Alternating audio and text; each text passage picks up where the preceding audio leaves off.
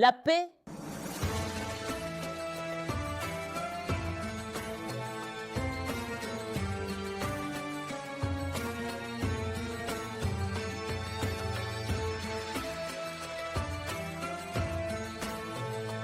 Soit sur vous, ainsi que la miséricorde de Dieu et sa bénédiction. Au nom de Dieu, le tout miséricordieux, le très miséricordieux. Louange à Dieu, Seigneur de l'univers. Chers frères, je vous adresse mes salutations. Nous poursuivons toujours notre discussion sur le concept de l'ornement dans les versets du Coran, sur l'exposition de l'ornement et ce qui en est apparent, et sur les catégories de personnes devant lesquelles la femme a le droit de montrer sa parure et devant lesquelles elle ne doit pas la montrer, car il y a une différence entre exposer et laisser apparaître. Nous nous sommes arrêtés sur la parole du Très-Haut concernant la notion de frapper avec le kimar et l'interdiction de frapper avec les pieds. Nous nous sommes arrêtés sur la notion de frapper avec le kimar, selon l'ordre divin, et qu'elles rabattent leur voile sur leur poitrine. Et sur l'interdiction de frapper avec les pieds dans un autre verset, et qu'elles ne frappent pas des pieds afin que l'on sache ce qu'elles cachent de leur parure. Ici, une grande confusion est survenue parce que les prémices étaient erronées. Les anciens ont tiré du principe que la notion de frapper signifiait presser et enrouler.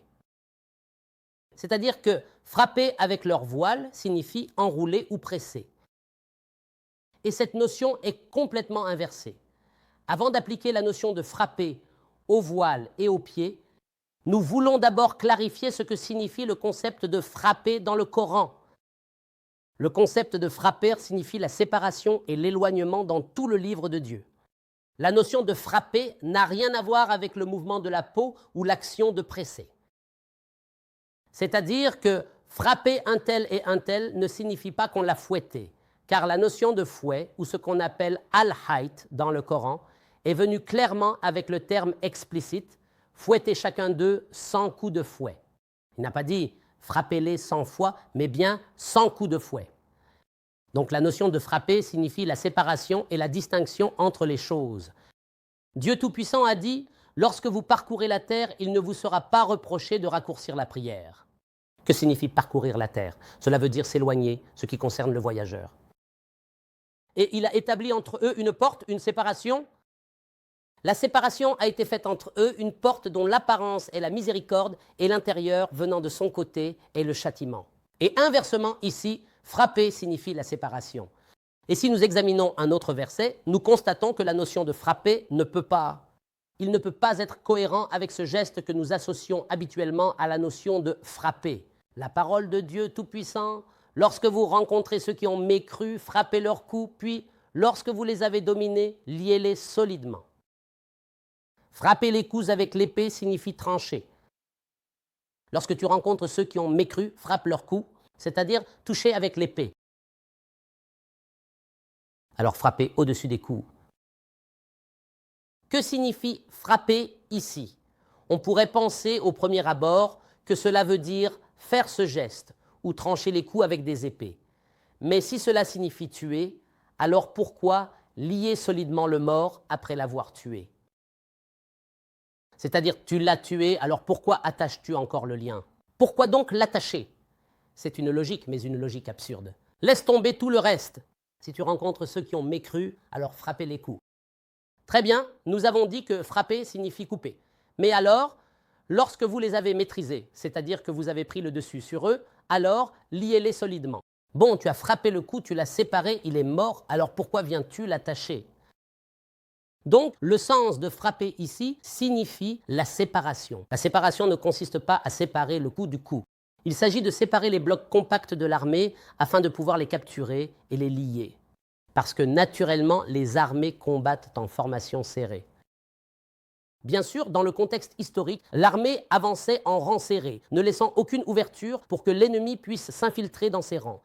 Donc ici, le verset ordonne. Lorsque vous rencontrez ceux qui ont mécru, alors frappez les coups, dispersez-les, séparez-les les uns des autres, éloignez leur groupe jusqu'à ce que vous les ayez affaiblis, c'est-à-dire que vous les ayez maîtrisés.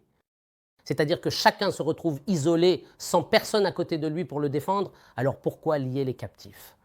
C'est pour pouvoir ensuite les changer contre d'autres prisonniers, soit en les relâchant par grâce, soit contre une rançon, jusqu'à ce que la guerre pose ses fardeaux. Donc, frapper l'épouse n'a rien à voir avec l'idée de décapiter avec une épée. Et il frappe à l'écou, c'est séparer, éloigner et disperser les groupes de l'armée. Voilà le sens général du mot frapper dans ce contexte, séparer et éloigner. Alors, que dit le verset? Le verset, à cet endroit, a ordonné de frapper le voile sur la poitrine. Il n'y a jamais eu de pression, mais plutôt séparation et éloignement. Et dans un autre verset, il a interdit de frapper du pied lorsque le voile est posé sur la poitrine. Il demande à la femme de laisser de l'espace entre le voile et la poitrine. En résumé, cela signifie porter des vêtements amples et larges. C'est-à-dire qu'il doit y avoir séparation et distance entre le voile et la poitrine de la femme. Les poches sont les ouvertures du corps. Les poches sont des ouvertures du corps, c'est-à-dire que la femme doit porter des vêtements amples. Cela signifie que vous ne portez pas de vêtements tristes. Pourquoi? Parce que si la djilbab est serrée, elle fera ressortir les formes du corps. Le coffre est déplacé. Les cuisses seront apparentes. Les hanches seront apparentes parce qu'elles portent quoi? Étroit. Mais ici, le verset ordonne de frapper le voile sur la poitrine et qu'il se frappe le front. C'est-à-dire qu'elles doivent éloigner et séparer le kimar, voile, des formes du corps.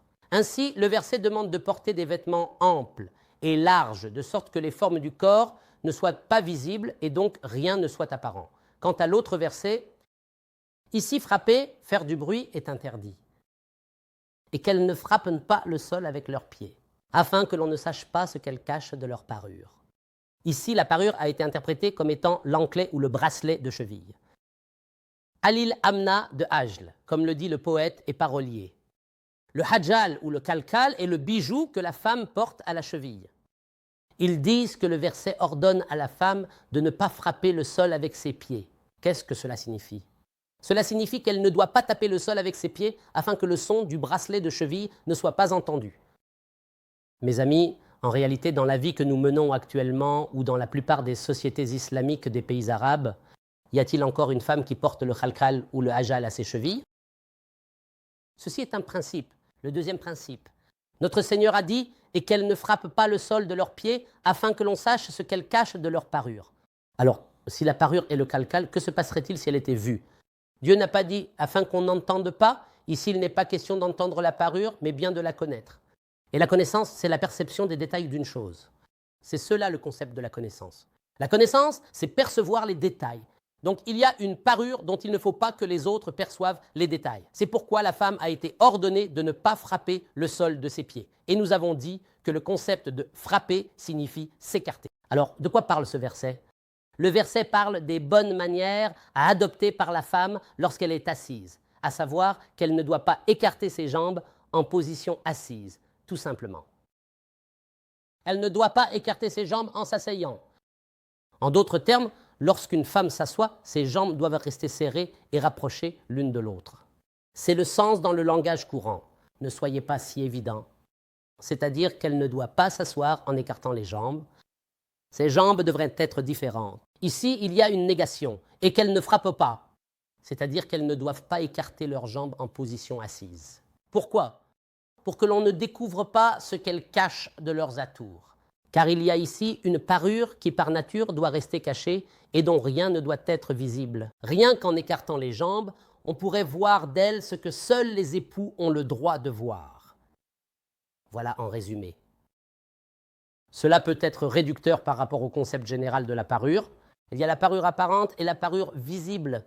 Et parmi les bonnes manières de s'asseoir pour la femme, il y a le fait de ne pas écarter ses jambes afin que ce qu'elle cache de sa parure ne soit pas dévoilé, et de rabattre leur voile, c'est-à-dire de rapprocher le voile et de le placer entre les formes du corps pour qu'elle ne soit pas visible aux autres.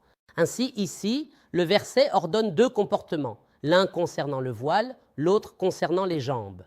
Dieu et son messager sont plus savants.